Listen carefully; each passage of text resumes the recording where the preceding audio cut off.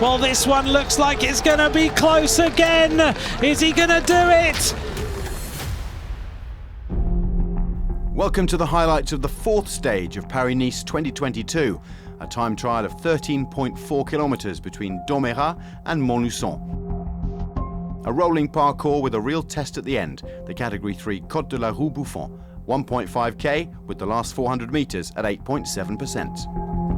Juste la dernière montée qui est vraiment plutôt typée grimpeur, tout le reste. The finish is definitely one for the climbers. And throughout there are lots of false flats, ups and downs. I needed to have a bigger chain ring, which isn't really my forte, but I did my best. It's definitely a TT for the specialists. Voilà, un vrai chrono pour spécialistes. Two races really today, one for the stage victory and the other for those looking to be on the podium in Nice next Sunday.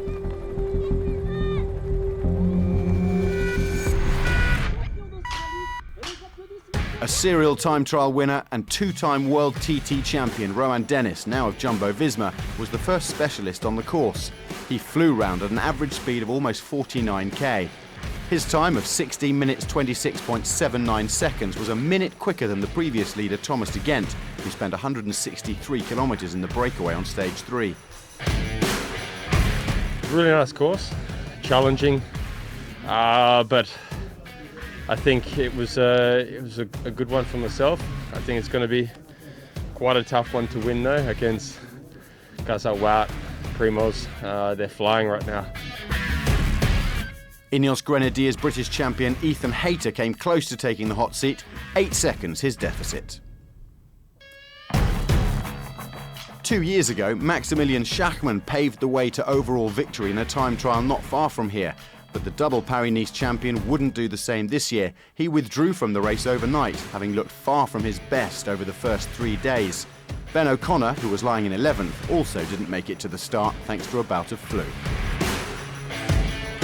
Next to go was Stefan Kung, not to be confused with the author Stephen King, of course, although he is a shining example of a time trialist. The Swiss national champion finished 4 seconds down on Dennis, whose time was beginning to look unbeatable. Bike Exchange Jayco's Simon Yates isn't known for his prowess against the clock, but he was soon on the case, posting the quickest time at the intermediate time check and threatening to spring a surprise. Sometimes I do some good numbers and finish last. Sometimes I do some bad numbers, also finish quite high up as well. So I think a lot of it is just pacing and holding a really good aero position, and that's what these specialists are good at. Last to start with the Jumbo trio at the top of the charts, ROGLIČ, Van Aert and LAPORTE. ROGLIČ shaved 4 seconds off Dennis's best and he was in with a shout, but his lead was in doubt when Wout got out, and by the end it was a rout. LAPORTE goes through with the 8th fastest time.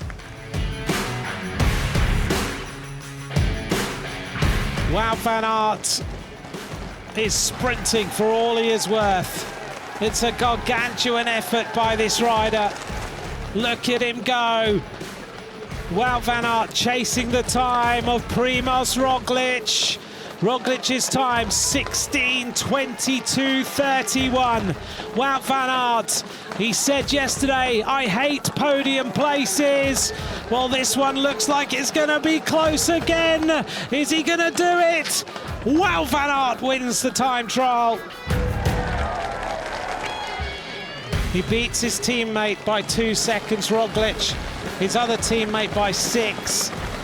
LAPORTE has been a great yellow jersey.